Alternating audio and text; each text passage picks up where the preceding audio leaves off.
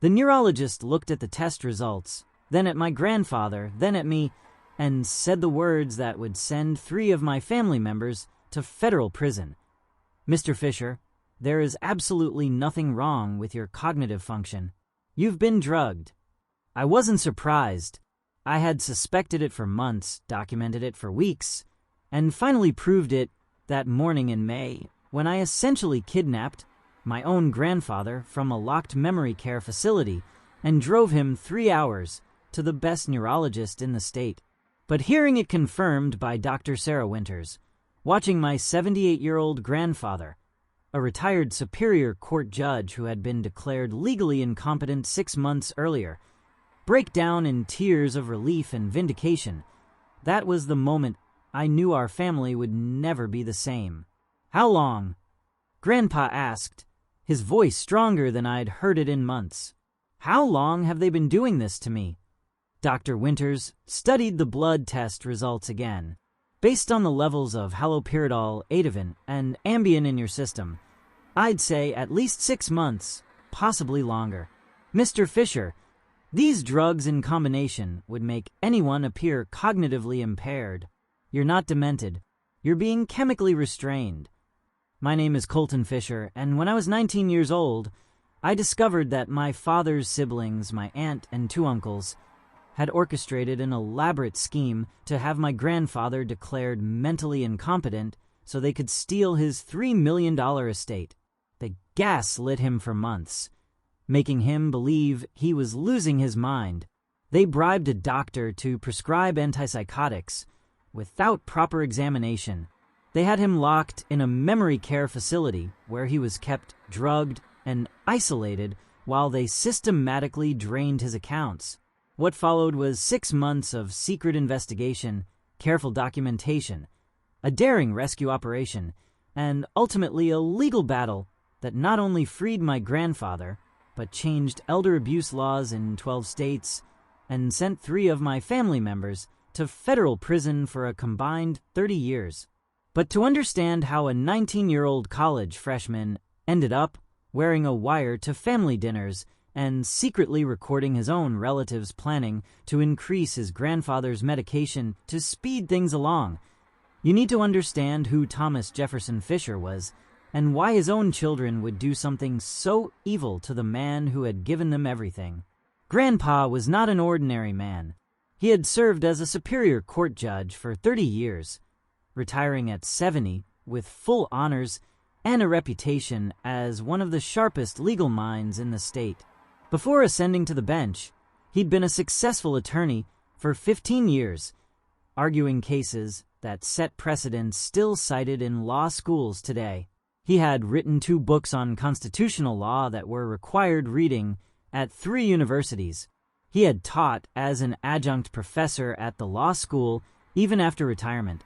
His mind was his greatest asset, and everyone who knew him knew that. He was also wealthy, though you'd never know it from looking at him. Grandpa had inherited some money from his father, a successful businessman, and had invested it wisely over 40 years. Real estate during the downturn of the 90s that tripled in value.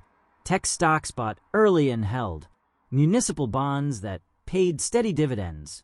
By the time he retired, his portfolio was worth approximately $3 million, not counting his house, his pension, and his Social Security. But Grandpa lived modestly. He still lived in the same 4-bedroom colonial house he and my grandmother had bought in 1973 for $32,000, now worth $450,000. He drove a 10-year-old Toyota Camry that he maintained meticulously.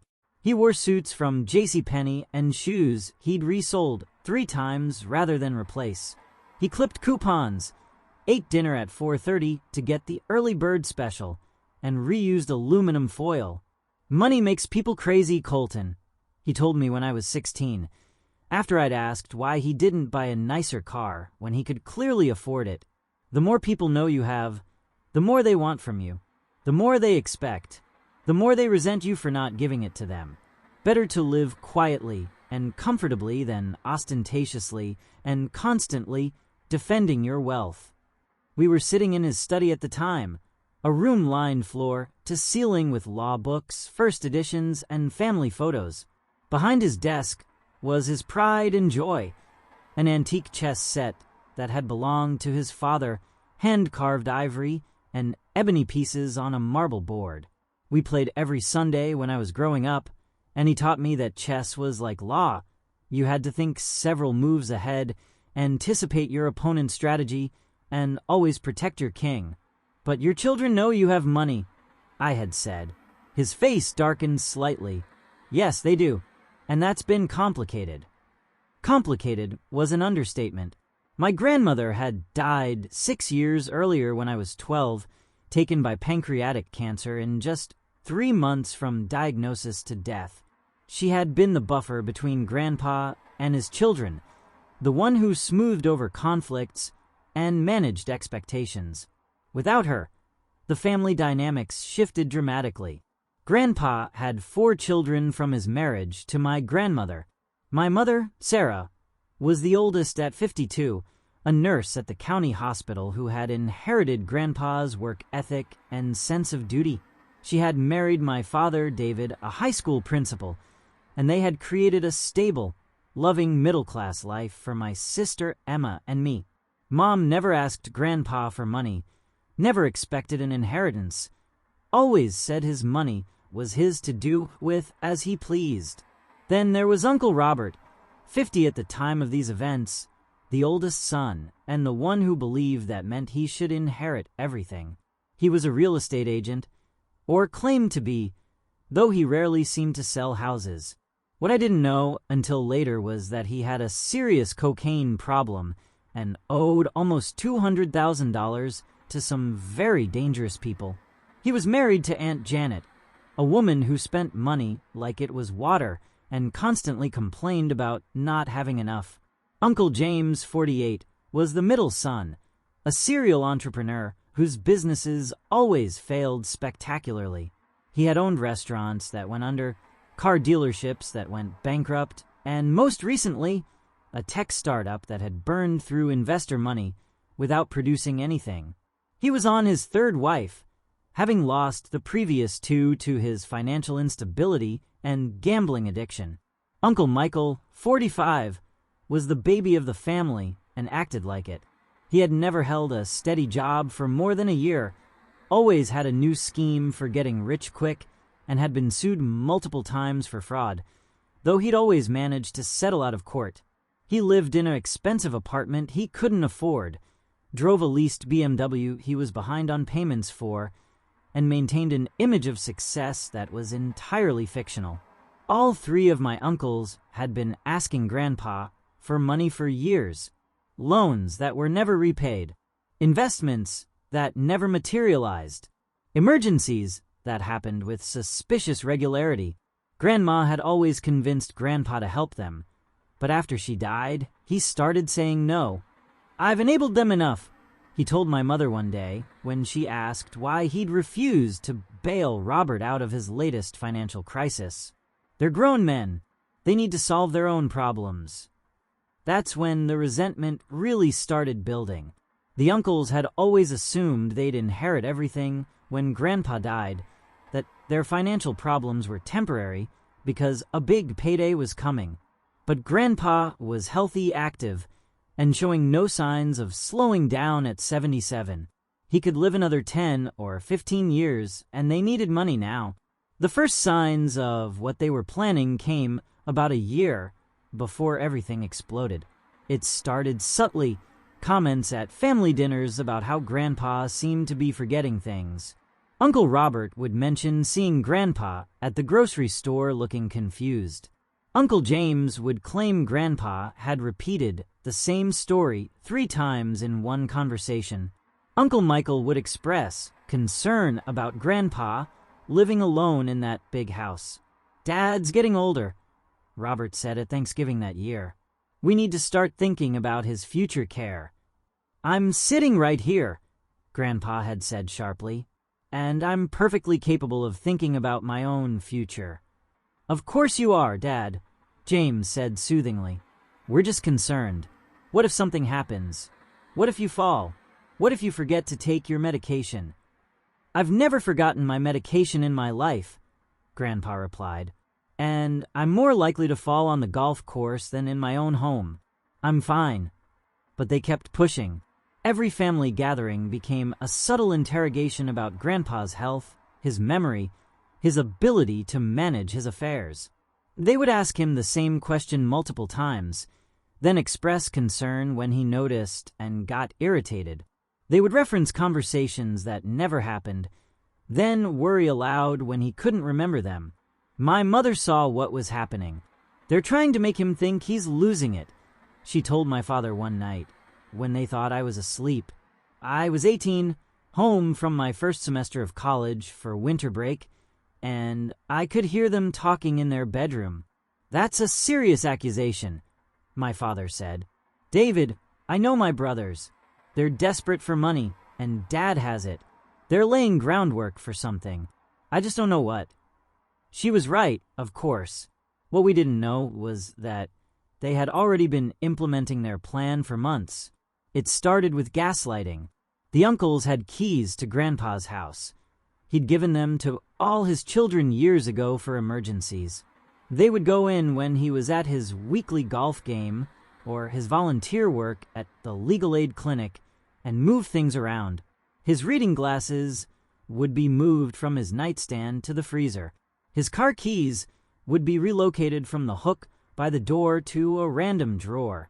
His wallet would migrate from his dresser to the garage workbench. I'm losing my mind, Grandpa confided to me during one of my visits home. I could have sworn I left my glasses on the coffee table, but Robert found them in the pantry behind the soup cans. How did they get there? Maybe you were distracted, I suggested, not knowing what else to say. Maybe, he said, but he looked troubled. It keeps happening, Colton. Things aren't where I put them. I'm starting to wonder if your uncles are right about me needing help. The gaslighting escalated. They would call him and have conversations, then deny them later. Uncle Michael would invite him to lunch, then not show up and claim Grandpa had gotten the day wrong. Uncle James would borrow tools from the garage, then insist Grandpa had given them to him months ago and forgotten. They also started isolating him. When his friend Judge Harrison called to invite him to their monthly poker game, Uncle Robert would intercept the call and say Grandpa wasn't feeling up to it. When the legal aid clinic called about his volunteer schedule, Uncle James would claim Grandpa had decided to cut back. Slowly, systematically, they cut him off from his support network. The technological harassment was particularly clever. Uncle Michael, who was the most tech-savvy, would use Grandpa's computer when he wasn't home to send emails from his account, then delete them from the sent folder. Grandpa would get responses to emails he didn't remember sending, adding to his confusion. Bill Harrison says I emailed him saying I couldn't make poker anymore because I was having memory issues, Grandpa told my mother. Sarah, I never sent that email. I would never write something like that. Let me see your computer, Dad, Mom said, but of course, there was no evidence. The email had been deleted, and Grandpa didn't know enough about technology to know about recovering deleted files. The medical gaslighting was even more insidious. Uncle Robert had a friend from high school, Dr. Gerald Hopkins, who had become a psychiatrist but had lost his hospital privileges due to malpractice issues. He still had a private practice, though, and was willing to do favors for the right price. Dr. Hopkins never actually examined Grandpa, but he began creating medical records based on the uncle's descriptions. According to these fictional records, Grandpa was showing significant cognitive decline, increased confusion, aggressive behavior, and inability to manage activities of daily living. The uncles would reference these medical opinions in conversations with other family members. We consulted with a psychiatrist about Dad. They would say, he's very concerned. He thinks it might be Alzheimer's. They were building a paper trail, creating evidence of incompetence where none existed. The breaking point came in December of my freshman year. It was staged, planned, rehearsed. Though I wouldn't learn that until much later. According to the official story, Grandpa had attacked Aunt Janet during Thanksgiving dinner. She had been trying to help him with his medication, and he had become confused, hadn't recognized her, and had pushed her. She had fallen and bruised her hip, and the whole family was traumatized. But that's not what really happened. I wasn't there. I had been at my girlfriend's family's Thanksgiving, but Grandpa told me his version when I came to visit him a week later. I was in my study after dinner, he said, his hands shaking as he recounted it. Everyone was in the living room watching football. Janet came in and started going through my desk drawers. When I asked what she was doing, she said she was looking for a pen, but she was looking at my financial documents, my bank statements. He paused, took a sip of tea to steady himself. I told her to stop, that those were private. She ignored me and kept digging. So I stood up and tried to close the drawer. That's when she started screaming that I was attacking her. She threw herself on the floor and kept screaming. Everyone came running. And there she was on the floor, crying, saying I had pushed her. Did anyone believe you? I asked. Your mother wasn't there. She was working a shift at the hospital. It was just my sons, their wives, and some of the grandchildren. They all saw Janet on the floor, crying. What were they supposed to think? What they were supposed to think was exactly what the uncles wanted them to think. That Grandpa was becoming violent, confused, dangerous. 3 days after the incident, the 3 uncles showed up at Grandpa's house with paperwork. Dad, we need to talk about your safety, Robert said, playing the concerned eldest son. What happened with Janet? It can't happen again. Nothing happened with Janet, Grandpa insisted. She was snooping through my private papers and staged a fall when I caught her. Dad, that's paranoid thinking. James said gently. Janet would never do that. You're confused. You've been confused for months. We've all noticed it. The missing items, the forgotten conversations, the missed appointments, Michael added. And now violence. We've consulted with a doctor, and he's very concerned. They presented him with power of attorney documents, just as a precaution, Robert said. In case something happens and you can't make decisions. It's standard estate planning. I'm a retired judge, Grandpa said. I know what power of attorney means, and I'm not signing anything. They wore him down for 3 hours. 3 sons telling their father he was losing his mind, that he was a danger to himself and others, that he needed help. They had Janet call, crying about her injuries. They had Dr. Hopkins on speakerphone, expressing his medical opinion that Grandpa needed supervision. If you don't sign voluntarily, Robert finally said, we'll have to pursue guardianship through the courts. That will be public, embarrassing. All your colleagues will know. Is that what you want?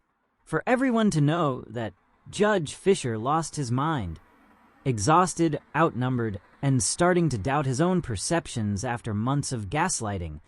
Grandpa signed. Power of attorney to Robert as the eldest, with James and Michael as alternates. That was December 15th. By December 20th, they had used the power of attorney to access his medical records and add Dr. Hopkins as his primary physician. By December 22nd, Dr. Hopkins had prescribed a cocktail of medications for agitation and confusion: haloperidol, Ativan, and Ambien. The drugs hit Grandpa hard. Haloperidol is an antipsychotic that causes severe sedation and cognitive impairment in elderly patients. Ativan is a benzodiazepine that causes confusion and memory problems. Ambien, on top of the other 2, left him basically unconscious for large parts of the day. Within a week, Grandpa actually did appear demented. He couldn't stay awake during conversations. He stumbled when he walked. He couldn't remember what day it was. The drugs were doing exactly what the uncles wanted, making their lies appear to be truth. On January 3rd, They moved him to Sunset Manor, a locked memory care facility an hour away from home. They told everyone it was for his own safety, that he had deteriorated rapidly, that he needed round-the-clock care. They used the power of attorney to sign admission papers, to authorize continued medication, to restrict visitors. My mother found out when she went to visit Grandpa on January 5th and found his house empty, a for sale sign in the yard. "Where's my father?" she demanded when she called Robert. "He's where he needs to be," Robert said coldly. "Sunset Manor. He's safe, cared for, getting the help he needs." "You had no right." "We had every right. We have power of attorney. We're his sons. You were always too emotional about Dad, Sarah. Too close to see what was really happening. What's really happening is that you're stealing from him. That's a serious accusation. I'd be careful about making statements you can't prove. Dad's incompetent. The court agrees. If you try to interfere, we'll have you barred from seeing him at all." My mother called me that night in tears. "They've taken him, Colton. They've locked him away." I drove home from college immediately, arriving at 2 a.m. My parents were still awake, sitting at the kitchen table with papers spread everywhere. Legal documents, medical records, bank statements my mother had managed to access using old passwords Grandpa had shared with her. "They're draining his accounts," Mom said. "Look, 50,000 transferred to Robert's account for medical expenses, 30,000 to James for home maintenance, 20,000 to Michael for legal fees. They've stolen $100,000 in 3 weeks. We need a lawyer," my father said. "They'll have spent everything before we can even get a hearing," Mom replied. "And Grandpa, God knows what they're doing to him in that place." I made a decision that night that would consume the next 6 months of my life. "I'm going to get him out," I said. My parents looked at me. "Colton, you're 19. You're in college. You can't." "I can and I will. They don't see me as a threat. I'm just the college kid grandson. They won't expect me to do anything." The next day, I went to Sunset Manor to visit Grandpa. The facility was depressing. Locked doors, the smell of disinfectant and despair, residents shuffling through hallways like zombies. The receptionist looked at her computer when I asked to see Thomas Fisher. "I'm sorry, but Mr. Fisher is on a restricted visitor list. Only Robert, James, and Michael Fisher are authorized. I'm his grandson, Colton Fisher. I understand, but without authorization from the power of attorney. Can you at least tell him I'm here? Let him decide if he wants to see me. Mr. Fisher isn't capable of making those decisions. He's been declared incompetent." I left, but not defeated. I sat in my car in the parking lot and called my criminal justice professor from college, Professor Lisa Martinez. She was also a practicing attorney who specialized in elder abuse cases. "Professor, I need help. My grandfather is being held against his will and drugged by family members who are stealing his money. Those are serious allegations, Colton. I can prove it, or at least I can get proof. But I need to know what kind of proof I need and how to get it legally." She agreed to meet with me the next day. I drove back to college, met with her, and laid out everything. The gaslighting, the staged incident, the forced power of attorney, the drugging, the financial theft. She listened, took notes, asked pointed questions. "If even half of this is true, it's criminal," she said. "Elder abuse, financial exploitation, false imprisonment, possibly attempted murder if they're deliberately over-medicating him. But we need evidence. Solid, undeniable evidence. How do I get it? Carefully and legally. First, we need to establish that your grandfather isn't actually incompetent. That means getting him independently evaluated, which means getting him out of that facility long enough for an evaluation. That probably means a writ of habeas corpus. How long will that take? Weeks, maybe months. The courts move slowly. He might not have months. They're drugging him. and they're stealing everything." Professor Martinez thought for a moment. "There might be a faster way. Does your grandfather have any friends who are judges? Anyone who might issue an emergency order?" Judge William Harrison, Grandpa's best friend, poker buddy, former colleague. But the uncles had been intercepting his calls, keeping them apart. I needed to reach him directly. I found Judge Harrison at the courthouse the next day. He was in his 70s, but still sharp, still working senior status. When I told him who I was, his face lit up. "Colton, how's your grandfather? I haven't heard from him in months. We were supposed to have our monthly poker game, but he stopped coming. Judge Harrison, I need to tell you something, and I need your help." I told him everything. By the end, his face was red with anger. "Those bastards," he said, forgetting judicial decorum.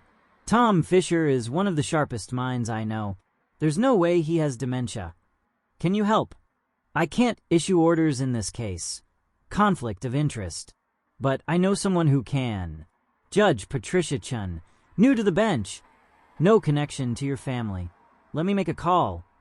2 days later, we had an emergency hearing for a wellness check. Judge Chin issued an order requiring Sunset Manor to produce Grandpa for an independent medical evaluation. The uncles were furious, but couldn't refuse a court order. The evaluation was scheduled for February 1st. I had one chance to get Grandpa lucid enough to pass it. The night before, I did something probably illegal, but necessary. I broke into Sunset Manor. It wasn't as dramatic as it sounds. I had made friends with Marcus, one of the night shift orderlies, a college student, like me who was working to pay for nursing school. I told him my grandfather was being drugged against his will, showed him the court order for tomorrow's evaluation, and begged for his help. "I could lose my job," Marcus said. "My grandfather could lose his life." I replied, "Please, just don't give him the evening meds. Let him sleep it off tonight, so he's clear-headed tomorrow." Marcus agreed. That night, for the first time in 6 weeks, Grandpa didn't get his evening cocktail of antipsychotics and sedatives. By morning, he was more alert than he'd been in months. The independent evaluation was conducted by Dr. Sarah Winters, the chief of neurology at the State University Hospital. She put Grandpa through 3 hours of cognitive tests, brain scans, blood work, and psychological evaluations. I sat in the waiting room with my parents, Professor Martinez, and the uncles, who had shown up with their lawyer to try to interfere. They kept insisting Grandpa was incompetent, that this was a waste of time, that they had documentation from Dr. Hopkins. Dr. Hopkins never actually examined my father. Did he? My mother asked loudly enough for everyone in the waiting room to hear. "That's irrelevant," Robert said. "It's completely relevant," Professor Martinez said. "In fact, it's medical malpractice and possibly criminal fraud." Finally, Dr. Winters emerged with Grandpa. He was walking steadier, his eyes clearer than I'd seen them in months. "I'd like to speak to the family," Dr. Winters said. We all crowded into a conference room. My parents and I on one side, the uncles and their lawyer on the other. Judge Chun observing. "Mr. Fisher," Dr. Winters said, "shows no signs of dementia or organic cognitive impairment. The confusion and lethargy he's been experiencing are clearly the result of inappropriate medication. The levels of haloperidol, Ativan, and Ambien in his system are dangerously high for a man his age. These medications were prescribed without proper examination or medical justification." "That's impossible," Robert blustered. "We have medical records." "Fraudulent medical records," Dr. Winters interrupted. "I've spoken with the medical board about Dr. Hopkins. He admits he never examined Mr. Fisher in person, only prescribed medication based on your descriptions of symptoms. That's malpractice at best, criminal conspiracy at worst." Judge Chin spoke up. "Based on this evaluation, I'm issuing an emergency order. Mr. Fisher is to be released from Sunset Manor immediately. The power of attorney is suspended pending a full investigation, and I'm referring this matter to the district attorney for criminal prosecution. The uncle's lawyer tried to object, but Judge Chin cut him off. I've seen enough. Mr. Fisher, you're free to go. Grandpa looked at his sons, tears in his eyes. How could you do this to me? Your own father. None of them would meet his gaze.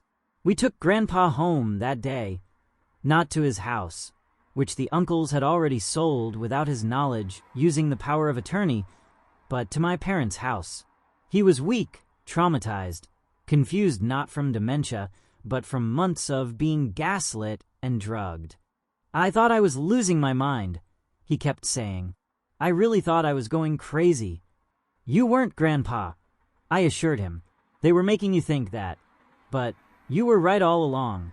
The chess set message, the letter, you were trying to tell us even through the drugs. The letter? He looked confused. What letter? The one you hid in the chess set. About them gaslighting you. Colton, I didn't write a letter. I wanted to, but I couldn't find paper. Couldn't think clearly enough. What letter did you find? My blood ran cold. If Grandpa hadn't written the letter, who had? I pulled it out. I'd been carrying it everywhere as evidence, and showed it to him. He read it, his face paling. This is my handwriting, but I didn't write this. I couldn't have. The drugs made it impossible to write more than my name. We figured it out later. The letter had been planted by Uncle Michael as insurance. If their plan went sideways, he was going to discover the letter and blame everything on Robert and James, claiming he had been trying to help Grandpa all along. But I had found it first, derailing that backup plan. The investigation that followed revealed the full scope of the conspiracy. It hadn't just been the three brothers. Aunt Janet was in on it. Her fall had been completely staged. Dr. Hopkins had been paid $50,000 to create the false medical records and prescribe the drugs. Even the administrator at Sunset Manor had been bribed to keep Grandpa isolated and medicated. The financial crimes were staggering. In 6 weeks, they had stolen $400,000 in cash transfers. They had sold Grandpa's house for $200,000 below market value to a company that turned out to be owned by Uncle Robert through a shell corporation. He planned to flip it for full value and pocket the difference. They had liquidated his stock portfolio, sold his car, even sold his deceased wife's jewelry that had been meant for the granddaughters. Subscribe to this channel if you believe our elderly deserve protection from those who would exploit them, even their own families. Elder abuse is a hidden epidemic, often perpetrated by those who should be protectors. Hit that notification bell to join our community of advocates fighting for our most vulnerable. The criminal trial was a year later. By then, the investigation had expanded. The FBI got involved because some of the financial transfers crossed state lines. The DEA got involved because Dr. Hopkins had been illegally prescribing controlled substances. Adult Protective Services got involved because this wasn't the uncle's first rodeo. They had done something similar to Aunt Janet's elderly mother 5 years earlier, though she had died before anyone caught on. I testified for 5 hours, walking the jury through the gaslighting, the financial theft, showing them the hidden camera footage I'd taken of the uncles, discussing increasing Grandpa's medication to speed things along. That video was the smoking gun, clear evidence of conspiracy to commit murder. Uncle Robert was convicted on all counts: elder abuse, financial exploitation, conspiracy, attempted murder. He got 15 years federal, 10 years state, to run concurrently. At 51, he'd be in his mid-60s when he got out. Uncle James broke down on the stand, admitting everything, claiming Robert had masterminded it and he'd been coerced. The jury didn't buy it. He got 12 years. Uncle Michael tried to flip, to testify against his brothers in exchange for leniency, but his planted letter backfired. It showed premeditation, that he'd been planning to throw his brothers under the bus from the start. He got 10 years. Aunt Janet got 5 years as an accessory. Dr. Hopkins got 7 years and lost his medical license permanently. The Sunset Manor administrator got 3 years, and the facility was shut down after investigators found 17 other residents being similarly exploited. The civil suit recovered most of the stolen money, though some was gone forever. The house was returned to Grandpa through a complex legal process. The uncles had to sell everything they owned to pay restitution and damages. But the damage to Grandpa went beyond money. The months of drugging had affected his health. He developed tremors that never fully went away, a side effect of the haloperidol. The psychological trauma was worse. He had been betrayed by his own children, the sons he had raised and loved and supported their entire lives. "I keep asking myself what I did wrong," he told me one night, sitting in my parents' guest room that had become his room. "How did I raise 3 sons who could do this to me?" "You also raised Mom," I reminded him, "and she fought for you. It's not your fault that they chose greed over love." He started seeing a therapist who specialized in trauma from family betrayal. It helped, but the wound never fully healed. How could it? Your own children drugging you, stealing from you, trying to convince you that you're insane. That's not something you get over. But there was some healing. Grandpa threw himself into advocacy work, using his experience to help other elderly victims of family exploitation.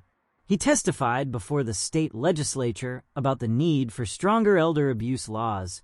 The Fisher Protocol was passed, requiring in-person medical examination by court-appointed doctors for any competency declaration, mandatory reporting of suspicious financial transfers from elderly accounts, and criminal penalties for family members who exploit vulnerable adults. He also reconnected with his community. Judge Harrison and the poker group welcomed him back with open arms. The Legal Aid Clinic begged him to return as a volunteer. He started teaching again, guest lecturing at the law school about elder law and estate planning. "I want to make sure this never happens to anyone else," he said. Through his advocacy, we discovered how common our story was. The National Center on Elder Abuse estimates that 5 million seniors are abused each year, with family members being the perpetrators in 60% of cases. Financial exploitation by family members costs elderly Americans $3 billion annually.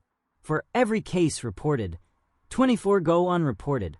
Grandpa's case became a teaching example in law schools, medical schools, and social work programs.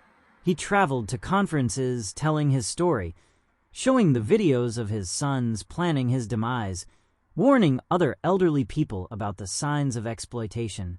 One case he helped with hit particularly close to home. An 82-year-old woman named Dorothy Chun had been declared incompetent by her daughter and was being held in the same type of facility. Her grandson reached out to Grandpa after seeing him speak at a conference. Grandpa walked him through exactly what to do: get the wellness check, demand independent evaluation, document everything. Dorothy was freed within 3 weeks. Like Grandpa, she had been drugged into compliance, while her daughter stole her life savings. The daughter got 8 years in prison. Dorothy sent Grandpa a letter thanking him for giving her the roadmap to freedom. "Your suffering saved me," she wrote. "Your story gave my grandson the courage to fight for me. You've turned your trauma into salvation for others." That became Grandpa's mission, turning trauma into purpose. He established the Fisher Foundation for Elder Justice with the money recovered from the civil suit. The foundation provides free legal services for elderly people facing exploitation, funds independent medical evaluations, and maintains a database of doctors and facilities known to participate in guardianship abuse. In the 5 years after his rescue, the foundation helped free 347 elderly people from wrongful guardianships and recovered over $50 million in stolen assets. Each case was a vindication for Grandpa, proof that his suffering had meaning. I changed my major from business to law, with Professor Martinez as my mentor. She hired me as a research assistant, and I spent 3 years documenting elder abuse cases, building a database that's now used by prosecutors nationwide. I wrote my senior thesis on the weaponization of guardianship law, using Grandpa's case as the centerpiece. Law school followed, with a focus on elder law and estate planning. I wanted to be the attorney who could spot exploitation before it destroyed families, who could protect vulnerable adults from their own relatives if necessary. Grandpa attended my law school graduation, sitting in the front row, tears streaming down his face when I walked across the stage. "I'm so proud of you," he said afterward. "You saved my life at 19. Now you'll save others for decades to come." I started practicing elder law immediately after passing the bar, joining a firm that specialized in estate planning and elder abuse cases. My first major case was almost identical to Grandpa's. 3 siblings trying to have their mother declared incompetent to access her teacher's pension. We stopped them cold, got 2 of them arrested, saved the mother's assets and autonomy. The mother, a retired principal named Barbara Wilson, became friends with Grandpa. They bonded over their shared experience of family betrayal, often having lunch together to discuss their advocacy work. It was good for Grandpa to have someone who truly understood what he'd been through. My mother, meanwhile, had her own journey of healing. She had lost her brothers, not to death, but to their own evil choices. She grieved them as if they had died, went through all the stages of loss. The brothers she remembered from childhood, who had played with her, protected her on the playground, walked her down the aisle at her wedding. Those brothers were gone, replaced by criminals she didn't recognize. "I keep thinking about nature versus nurture," she told me once. "We had the same parents, the same upbringing. How did they become capable of such cruelty?" "Greed is a disease," Grandpa said when I shared her question with him. "It starts small. A borrowed 20 that's never repaid, a utility bill paid by parents who can afford it. But it grows, especially when enabled. I enabled them for years, bailing them out, never making them face consequences. By the time I stopped, they felt entitled to my money. When I wouldn't give it freely, they decided to take it. The uncles served their time in different facilities. Robert, being the oldest and facing the longest sentence, went to a medium-security federal prison in Pennsylvania. We heard through the legal grapevine that he had a hard time.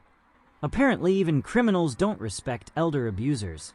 He was beaten several times, spent months in solitary for his own protection. James went to a state facility 2 hours away.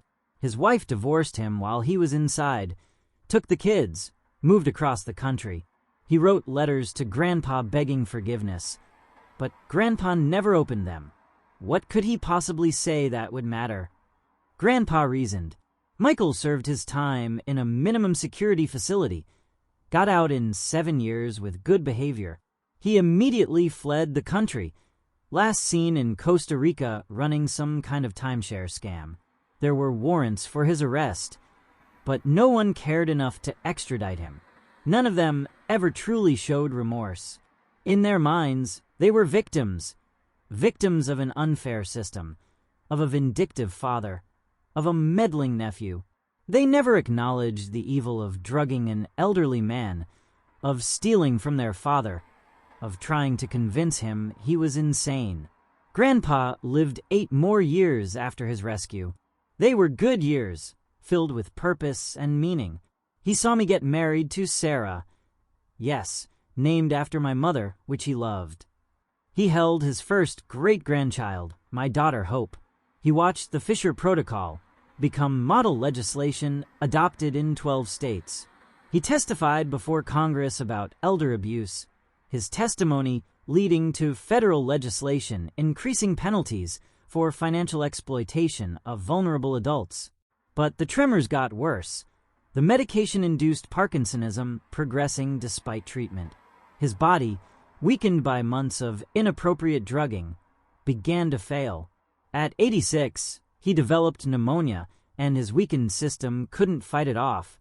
His last words to me, whispered in the hospital as his breathing grew labored, were, "Check the chest set." After he died, I checked. Inside the base of the antique chest set, he'd left me in his will, I found $50,000 in cash, and a letter dated the day after his rescue. "My dear Colton, if you're reading this, I'm gone, and you're probably wondering why I hid money like a paranoid old man. The truth is, I am paranoid now. I will never fully trust again, never feel completely safe, never stop checking my drinks for drugs or my thoughts for manipulation. But that paranoia, that loss of trust, was worth it for the years of freedom you gave me. You believed me when everyone else thought I was demented. You fought for me when I couldn't fight for myself. You sacrificed your college years to save an old man who should have been able to protect himself. You gave me 8 years I wouldn't have had. 8 years to see you graduate, become a lawyer, get married, have children. 8 years to help hundreds of other elderly people escape exploitation. 8 years to turn my suffering into purpose. The money is for the foundation, but the real treasure is the lesson. Family isn't blood. Family is the people who fight for you when you can't fight for yourself. Your mother is my family. You are my family. The uncles stopped being family the moment they chose greed over love. Never feel guilty for what you did to them. They made their choices. You made yours. You chose justice over blood, truth over comfort, action over complicity. That's not betrayal. That's love in its purest form. Continue the work. Save others like you saved me. Be the voice for those being silenced. Be the clarity for those being gaslit. Be the hope for those who think they're going crazy. And always remember, I wasn't crazy. They almost made me believe I was, but I wasn't. Trust yourself. Document everything. And when someone tells you you're paranoid for questioning things, question harder. All my love and eternal gratitude, Grandpa Tom. P.S. There's another $50,000 in the books. Blackstone's Commentaries. Volume 2, hollowed out. Paranoid? Maybe. But you're reading this, which means my paranoia was justified. I found the money in the book, exactly where he said. Used it to expand the foundation, to hire more lawyers, to save more elderly people from their exploitative families. Each person saved was Grandpa's legacy, his suffering transformed into salvation for others. The foundation has grown beyond what we ever imagined. We now have offices in 6 states, 23 staff attorneys, and partnerships with major hospitals to identify potential victims. We've recovered over $100 million in stolen assets, freed over 1,000 elderly people from wrongful guardianships, and sent dozens of family members to prison for exploitation. But more importantly, we've changed the culture around elder abuse. It's no longer hidden, shameful, ignored. The Fisher Protocol has become the gold standard for competency evaluations. Medical schools now require training on identifying drug-induced cognitive impairment. Law schools have entire courses on elder exploitation. My daughter Hope, now 10, knows the story in age-appropriate detail. She knows great-grandpa Tom was tricked by his sons, but saved by her daddy. She knows to watch for signs that elderly people need help. She wrote an essay for school about him that made her teacher cry. My great-grandpa Tom was a judge who got trapped by his own children. They gave him medicine that made him confused and told everyone he was sick in his brain. But he wasn't sick. He was trapped. My daddy saved him when he was only 19, just a little older than my babysitter. Great-grandpa Tom taught us that sometimes the people who should love you most are the ones who hurt you worst. But he also taught us that one person who believes you can change everything. My daddy believed him, and that saved his life. Now, my daddy saves other grandparents from bad families. He's saved 1,000 grandparents so far. Each one is like Great-grandpa Tom getting saved again. That's why I want to be a lawyer like Daddy and Great-grandpa Tom. To save grandparents from people who pretend they're sick, but really just want their money. Great-grandpa Tom wasn't crazy. He was just trapped. And when someone sets you free from a trap, you spend the rest of your life freeing others. That's what heroes do.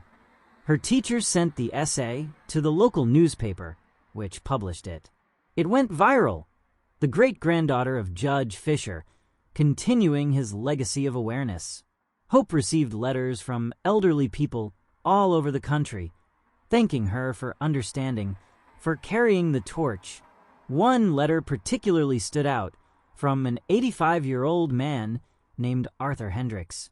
Dear Hope, I read your essay about your great-grandpa Tom. I was in a similar trap. My son had me declared incompetent and locked in a facility while he spent my retirement savings. Your father's foundation saved me. The lawyers he trained freed me. The laws your great-grandfather helped pass protected me. I'm free now because of what your family did. Because your daddy was brave at 19.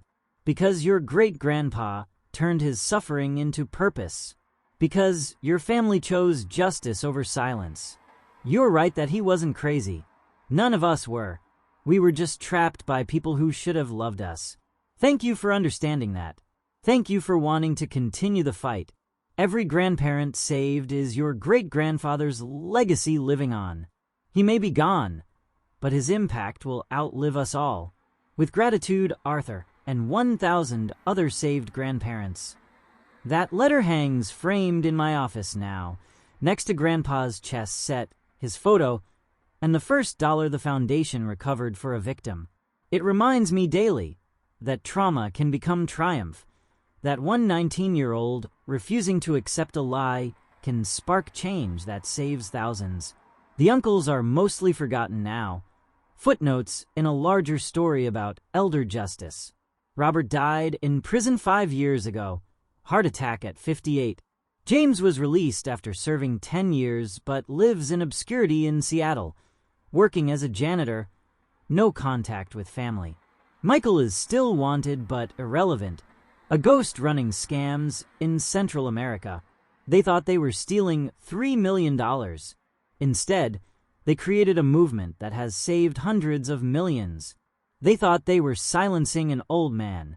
Instead, they amplified his voice across the nation. They thought they were getting away with the perfect crime. Instead, they became the perfect example of why we need elder protection laws. My mother has found peace, mostly. She still struggles with how her brothers became monsters, but she's channeled that confusion into purpose. She works with adult protective services now, using her experience to identify signs of family exploitation. She's saved dozens of elderly people herself, each one a small redemption for not being able to save her father sooner. I couldn't see it because I didn't want to, she told me recently. I knew my brothers were flawed, but I couldn't imagine they were evil. That denial almost cost Dad his life. Now I assume the worst and investigate from there. Better to be wrong about suspicions than miss actual abuse. My father, who supported us through all of this, has become an unexpected advocate too. As a high school principal, he implemented curriculum on elder abuse awareness. Every senior learns about the signs, the laws, the resources. Several students have used that knowledge to save their own grandparents from exploitation. Education is prevention, he says. If these kids know what to look for, they can save their grandparents like Colton saved his. Emma, my sister, became a geriatric psychiatrist, specializing in distinguishing between organic dementia and induced cognitive impairment. She's testified in dozens of cases, her expertise freeing elderly people from wrongful diagnoses. She named her son Thomas after Grandpa, determined to reclaim the name with honor. "Every patient I evaluate, I think of Grandpa," she says. Drugged, gaslit, declared incompetent by people who should have protected him. I look for the signs he showed, the clarity fighting through the medication, the inconsistent symptoms, the family members who benefit from the diagnosis. I've caught 30 cases of induced impairment so far. 30 grandparents who aren't crazy, just trapped. The ripple effects continue. Law schools use Grandpa's case as a teaching tool. Medical schools require training on drug-induced cognitive impairment. Social work programs emphasize family exploitation identification. The Fisher Foundation funds research on elder abuse prevention. The Fisher Protocol has been adopted in 18 states now, with federal legislation pending. But the most important impact is the cultural shift. Elder abuse is no longer hidden. Families no longer assume confusion in elderly relatives is natural. Doctors no longer prescribe antipsychotics without proper examination. Courts no longer rubber stamp guardianship petitions. The system that failed Grandpa has been reformed, partly because of his case. Last month, I received a call that brought everything full circle. It was from a 19-year-old college student named Marcus Chun, the orderly who had helped me that night at Sunset Manor, who had skipped Grandpa's evening meds so he could be clear for the evaluation. "Mr. Fisher," he said, "I'm a lawyer now, specializing in elder law because of what happened with your grandfather. I wanted you to know I just won my first case, freed an elderly woman whose son was doing exactly what your uncles did. I used everything I learned from your grandfather's case. She's free because of him. He would be so proud," I told Marcus. "You risked your job to help him. Now you're saving others." "I think about that night often," Marcus said. "How you begged me to help. How desperate you were. I almost said no, it was too risky. But something in your eyes, the way you said he could lose his life, I had to help. That one decision changed my entire career path. That one decision saved his life. And through him, hundreds of others. I named my son Colton," Marcus added, "after you, because I want him to grow up knowing that 19-year-olds can change the world if they're brave enough to try." I hung up, crying. Grandpa's legacy wasn't just the laws changed or the people saved. It was the inspiration spread, the courage multiplied, the proof that one person refusing to accept injustice can create waves that last generations. Next week marks the 15th anniversary of the day I found Grandpa's letter in the chess set. Except there was no letter, just Uncle Michael's planted evidence that accidentally became our salvation. I'll spend the day the way I always do, visiting Grandpa's grave in the morning, working foundation cases in the afternoon, playing chess with Hope in the evening on the same set that started everything. The set is worth more than the $100,000 hidden in it over the years. It's worth the 1,147 elderly people the foundation has freed so far. It's worth the 18 states with the Fisher Protocol. It's worth the thousands of families who now know to look for signs of exploitation. It's worth proving that love can defeat greed, that truth can overcome gaslighting, that a 19-year-old who loves his grandfather can bring down 3 grown men and change laws across the nation. People sometimes ask if I regret what happened to my family. The answer is complex. I regret that my uncles chose greed over love. I regret that Grandpa suffered for months before I could save him. I regret that my mother lost her brothers to their own evil. I regret that family gatherings are now just 4 people instead of 15, but I don't regret exposing them. I don't regret choosing Grandpa over family harmony. I don't regret destroying 3 men to save 1, because those 3 men had already destroyed themselves when they chose to drug their father for money. I just exposed what they'd become. The uncles thought they were playing chess, moving pieces strategically to capture the king's resources. But they forgot the most important rule Grandpa taught me. The pawn, the smallest piece, can cross the board and become the most powerful. I was that pawn at 19, seemingly powerless but determined. I crossed the board of legal challenges, family opposition, and systemic indifference to become the queen that saved the king. And the game continues. Every day at the Foundation, we identify new victims, expose new perpetrators, save new grandparents from family exploitation. Each case is a move in the larger game against elder abuse. Each conviction is a piece captured. Each elder freed is a king saved. Grandpa's tombstone reads, Honorable Thomas Jefferson Fisher, 1943 to 2029, Judge, Father, Grandfather. He wasn't crazy. That last line was my addition, approved by the cemetery board after I explained the story. It's become something of a pilgrimage site for elder abuse survivors, who leave chess pieces and thank you notes on his grave. One recent note particularly moved me. Judge Fisher, you don't know me, but you saved me. I'm 79 years old, and my daughter was doing to me what your sons did to you. My grandson saw your story online, recognized the signs, and got me help. I'm free because you suffered. I'm sane because you were called crazy. I'm alive because your grandson believed you. Thank you for turning your pain into my salvation. Rest in peace knowing thousands of us are free because of you. That's the ultimate verdict on Grandpa's case. Not the 15 years Robert got, or the 12 James served, or the 10 Michael fled from. The verdict is the thousands saved, the laws changed, the awareness raised, the culture shifted. The verdict is that Thomas Jefferson Fisher, drugged and gaslit and declared incompetent, changed elder justice in America forever. He wasn't crazy. He was never crazy. He was a brilliant man trapped by greedy children, saved by a loving grandson, transformed into a movement that outlives him. His suffering became our purpose.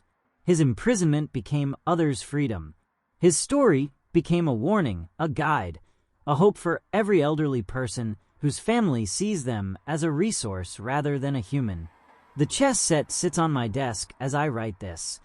The pieces arranged in what chess players call a fortress, a defensive position that's nearly impossible to break. That's what the Foundation has become, a fortress protecting elderly people from family exploitation. Each lawyer we train is a piece in the defense. Each law passed is a wall strengthened. Each elder saved is proof the fortress holds. Grandpa taught me chess when I was 7. He taught me law when I was 17. He taught me courage when I was 19 and had to choose between family loyalty and justice. But his greatest lesson came after his death, in that letter hidden in the chess set. Family isn't blood. Family is the people who fight for you when you can't fight for yourself. The uncles shared his blood but weren't his family. They were his predators, his tormentors, his would-be killers. Mom and I shared his blood and chose to be his family, fighting for him when he couldn't fight for himself. Marcus the orderly, Professor Martinez, Judge Harrison, Dr. Winters, they shared no blood but were more family than his sons ever were. That's the lesson I carry forward, that the Foundation teaches, that every saved elder learns. Family is about protection, not predation. Love, not blood. Choice, not obligation. The people who drug you and steal from you and try to convince you you're crazy aren't family, no matter what DNA says. The people who believe you, fight for you, risk everything to save you. That's family. Grandpa had 3 sons who betrayed him and 1 grandson who saved him. The mathematics are simple. Quality over quantity, love over genetics, truth over blood. The Fisher Foundation's motto, inscribed on the wall of every office, taken from Grandpa's letter. You weren't crazy. You were trapped, and we're here to set you free. 15 years later, we're still setting them free. one grandparent at a time, one family at a time, one truth at a time. And somewhere, Grandpa is watching, finally at peace, knowing his suffering meant something, knowing that the 3 sons who tried to destroy him actually created a legacy of salvation, knowing that the 19-year-old who believed him sparked a movement that will outlive us all. He wasn't crazy. He was never crazy. He was Thomas Jefferson Fisher, and his story saved thousands. That's his verdict, written not in law books, but in lives saved. And the verdict is final. Case closed. Justice served. Forever and always. Thank you for listening to my story of growing up faster than I ever wanted to. I've left 2 more stories on your screen, both from young men who learned that sometimes becoming an adult doesn't happen at 18. It happens the moment your family needs you to be strong. Click on whichever one speaks to you. And if you want to join our community of people who understand what it's like to be forced to grow up overnight, that notification bell is waiting.